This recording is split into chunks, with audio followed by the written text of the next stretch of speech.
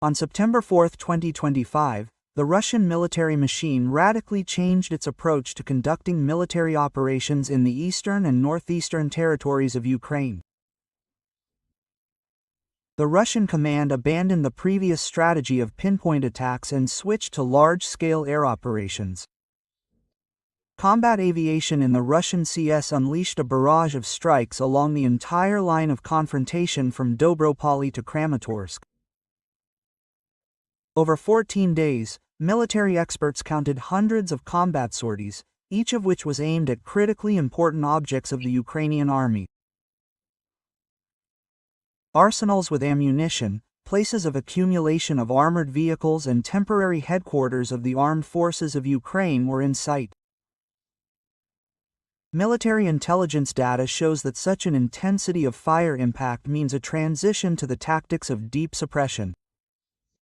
The goal is no longer the destruction of individual military units, but the destruction of the entire system of command, supply and coordination of the enemy's actions.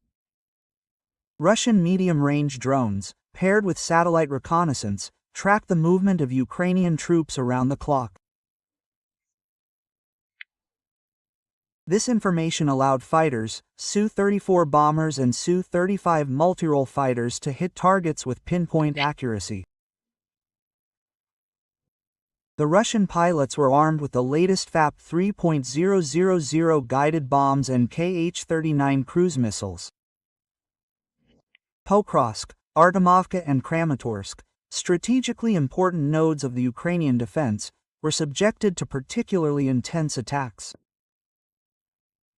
Strikes were carried out not only on the forward fortifications, but also on the rear areas, where mechanized force reserves, air defense units and field command posts were concentrated.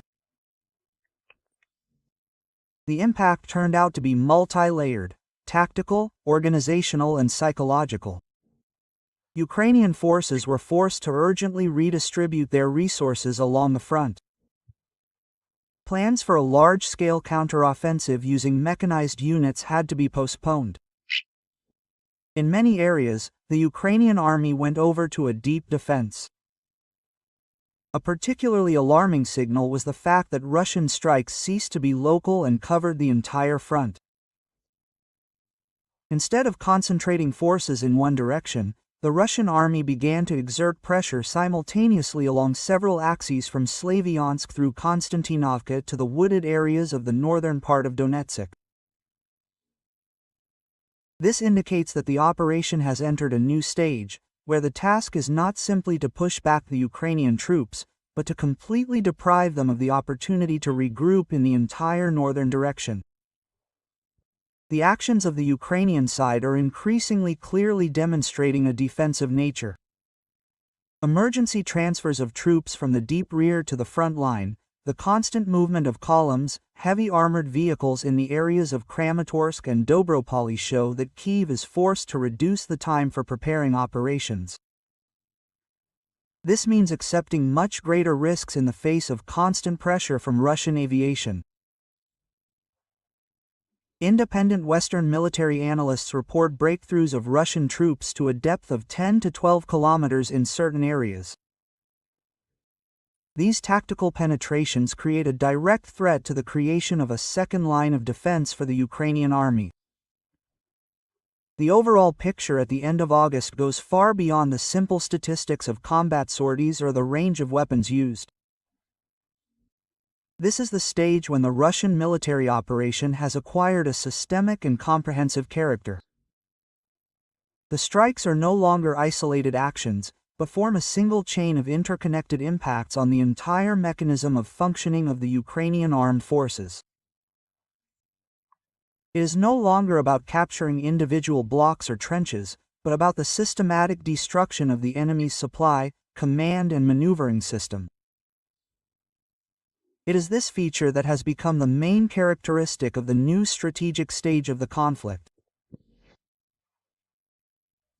Simultaneously with a series of coordinated airstrikes, Russia's ground tactics at the end of August 2025 evolved towards a well-thought-out model of a deep offensive. The goal was not to capture every building or trench, but to completely destroy the entire chain of command, supply and coordination of Ukrainian forces. The task was not to increase the area of captured territories, but to paralyze the command link of the armed forces of Ukraine before it could move to active offensive actions. A series of precise strikes on key nodes, where the Ukrainian command urgently transferred reserves from the Kharkiv and Dnieper directions, were recorded in the theater of military operations. Columns of armored vehicles, self-propelled artillery units and mobile command posts, having barely approached the areas of Slavyansk, Kramatorsk and Konstantinovka, immediately came under fire from aircraft and long-range artillery. The essence of these attacks was not instant destruction, but their continuity and purposefulness. Consistent cutting off of nodes, troop transfers, separation of military formations, disruption of the connection of local groups with operational reserves. One of the characteristic techniques used by the Russian command was preemptive strikes against the enemy before entering into battle. The destruction of units occurred at the deployment stage before they occupied combat positions or created defensive lines. Field reconnaissance data show that several mechanized battalions of the Ukrainian armed forces in the Konstantinovka area lost their combat formation immediately after leaving their staging areas and were forced to urgently change their deployment under fire. At the same time, in the rear areas near Pokrovsk and Dobropol, in the operational supply corridors determined by the Kyiv command, warehouses, transshipment bases and technical nodes were destroyed one after another. Commercial satellite images recorded the gradual destruction of the fuel and ammunition delivery system, a critical resource for maintaining the combat capability of strike groups. Without fuel, tanks stopped, artillery fell silent without shells, and combat capability dropped exponentially. It is especially indicative that the strikes were not aimed at complete destruction, but were aimed at disorganizing and destroying the multi-level interaction system of the Ukrainian command from battalion to brigade level. Constant failures, communications and communication breakdowns turned the Ukrainian armed forces command system into disparate fragments. In these conditions, any attempt to organize a medium or large-scale counteroffensive was postponed indefinitely, not because of a lack of manpower, but because of the impossibility of ensuring unified control in conditions of a constant breakdown of the chain of command. Combat practice showed that this was a clear shift in military doctrine. Moscow abandoned the priority of speed of ground advance, switching to the tactics of destroying the command backbone through the integrated use of drone data, radio reconnaissance and ground observers. A strike was no longer an isolated action. A drone detected a target, a satellite specified the coordinates. An Su-34 carried out a bombing strike. The drone returned to confirm the result. Long-range artillery completed the job. A closed cycle that excluded the automatic restoration of control by the enemy. The result of the entire ground campaign at the end of August was not the desire to expand the front or the speed of advance, but to follow the principle of a deep strike with the cutting off of command links. A series of long-range strikes destroyed the very mechanism of organizing the operations of the Ukrainian armed forces even before the start of the actual battle. It is precisely the commitment to this tactic that provides Russia with the strategic initiative in the key northern areas of Donbass, while air and ground strikes continue to exert ever more powerful pressure on the northern lines of defense of Ukraine, on the maritime direction of the front. The maritime direction, which in the early stages of the conflict was considered secondary, took a dramatic turn. The decisive moment was the successful defeat of the reconnaissance vessel Simferopol of the Ukrainian Navy by Russian naval drones directly in the waters of the Danube mouth near the village of Vilkova in the Odessa region.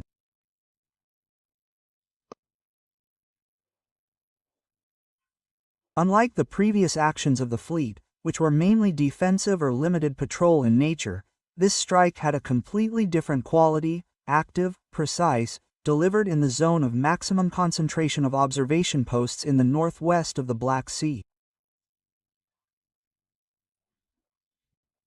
The high-speed run penetrated the shallow waters of the estuary, approached Simferopol virtually unnoticed and delivered a direct hit.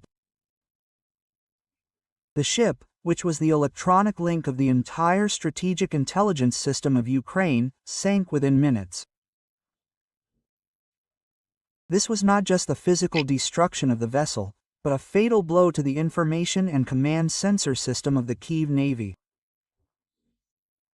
On board the Simferopol was the Melchior Radio Intelligence Complex, created by the Kyiv Institute of Electronics with the participation of Western components, which could scan electronic signals at a distance of up to 500 kilometers. It was this complex that had previously played a decisive role in monitoring the activities of the Black Sea Fleet and Russian submarine forces in the southern direction. With the loss of Simferopol, Kyiv lost not only a combat unit, but also the ability to early detect maritime threats. The consequences were immediate. Soon the command of the Ukrainian Navy was forced to redistribute mobile sensor systems, strengthen coastal security and deploy countermeasures to the run in river deltas. However, the price was obvious. The dispersion of resources, the slowdown of control procedures and the growth of anxiety in the Odessa-Mykolaiv transport hub. This was confirmed by the decrease in the intensity of arms transportation in the region, especially from western ports. It is important to emphasize that the attack did not take place in the open sea or in a neutral zone, but directly in the strategic transportation corridor linking the Black Sea with the inland waterway system of Ukraine.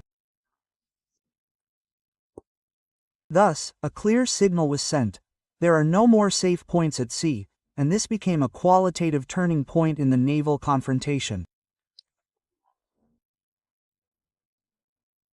Russia is no longer limited to blockade, but is moving to a soft blockade, using cheap and maneuverable means to strike at river and sea supply lines, which are the lifeblood of Ukraine's military economy.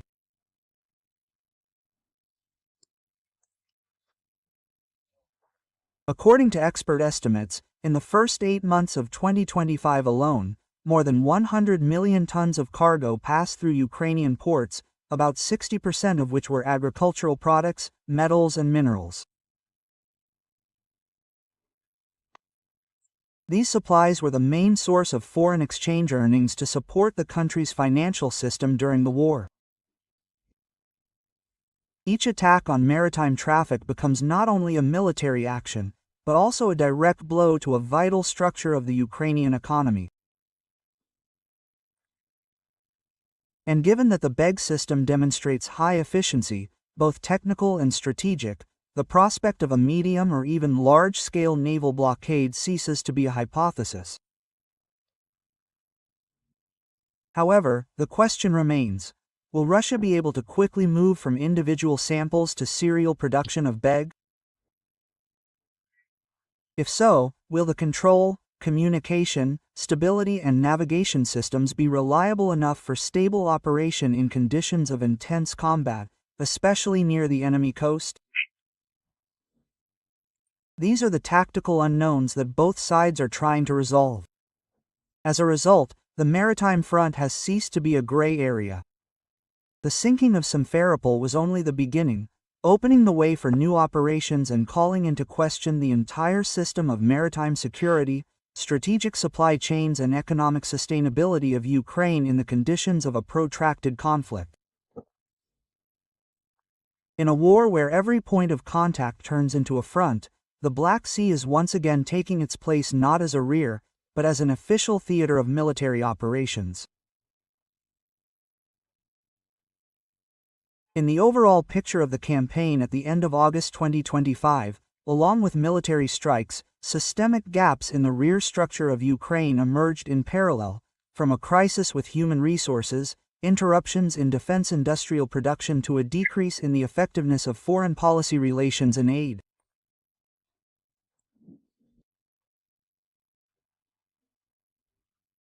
The most notable was the mass exodus of young people aged 18 to 22. Immediately after the Kyiv authorities temporarily allowed this age group to travel abroad, more than 13,000 people left Ukraine in just 48 hours via civilian and humanitarian routes. The decision, which seemed humane, turned into an alarm signal about the critical depletion of the country's human potential. This is no longer an isolated phenomenon, but a clear sign of a decrease in mobilization capabilities. The age group, considered a key reserve for rotation at the front, is trying in every way to avoid participation in hostilities. Inside sources in Ukraine directly admit that if the borders are fully opened, there will be no one to replenish the troops. Only security guards and old people will remain. A paradox has arisen. On the one hand, the front requires increased mobilization. On the other hand, society is trying its best to avoid military service. The disappearance of young people is becoming increasingly noticeable in rural areas, district military registration and enlistment offices, and even universities. This leads to an acute shortage in the military reserve system. At the level of the defense industry, a precision strike on the Bayraktar assembly plant, a joint venture between Ukraine and Turkey in the suburbs of Kyiv, caused serious damage. According to reports, the plant had already completed the main construction and was preparing to launch trial production. However, just one attack disabled the entire line. The infrastructure was heavily damaged. The launch was postponed indefinitely. It is especially significant that the strike occurred before the first batch of products was released. This indicates that Moscow is not only acting on the front lines, but is also deliberately destroying potential centers of military technology, especially with the participation of foreign partners. As for international assistance, Kyiv's announced decision to transfer more than 3,000 long-range missiles to the U.S., as well as the MC, was presented as a symbolic success. However, a detailed analysis shows that these missiles are at the testing stage and have not yet entered serial production. Even in the event of a temporary ceasefire, Ukraine insists on receiving them in full as an insurance reserve. This indicates that the strategy is increasingly dominated by a defensive psychology for the long term, rather than waiting for a strategic turning point from the outside. Meanwhile, Ukraine itself is facing parallel political crises. On the one hand, the central authorities need to hold elections to maintain international legitimacy. On the other hand, to maintain internal stability in the face of growing military pressure and social instability. Combining mobilization with a demonstration of the image of a democratic order is practically impossible. Independent experts note, the lack of young people, delays in arms deliveries and Russia's precise strikes on key links in production, logistics and coordination lead to a chain degradation of Kyiv's entire military system. In general, Ukraine's rear shows three key bottlenecks: a shortage of people, limited production capacity and uncertainty in aid deliveries. With a simultaneous strike in all three directions, the military structure collapses not only at the front, but begins to weaken at the core. In a protracted conflict, this becomes an early signal of the threat of a systemic collapse from within. Based on the totality of data from three fronts, air, land and sea, it can be argued that the campaign of late August 2025 is no longer a series of isolated actions or situational reactions. This is a milestone stage when Moscow officially switched from a model of pinpoint strikes to a strategy of systemic attrition. That is, not only the destruction of the current combat potential, but also the gradual destruction of the entire basis of the rear, command and control and morale of the enemy in the long term. It is easy to see that the main goal is no longer the capture of a few kilometers of territory or the occupation of a symbolic city. Instead, strikes are concentrated on invisible pillars, elements that are not on the map of military operations, but which directly determine Ukraine's ability to continue the war. Railway junctions, UAV factories, fuel depots, logistics hubs, ports, radar systems and communications infrastructure. Each strike on such a link not only causes material damage, but also triggers a chain effect. Offensive plans are disrupted, work is disorganized, coordination signals are lost, and society is plunged into a long-term state of psychological instability. Unlike the initial phase of the conflict, when the tempo was high, the battles were noisy, and the media was saturated with events, the current war has become outwardly quieter, but in fact more dangerous. This is an organized silence to reflect a new model of military operations. Not allowing the enemy to recover, not allowing strategic pauses to appear, not leaving an opportunity for the restructuring of forces. In this context, even events that were not in the media spotlight, such as the sinking of Simferopol or the attack on the Bayraktar plant, are turning into irreversible strategic turning points.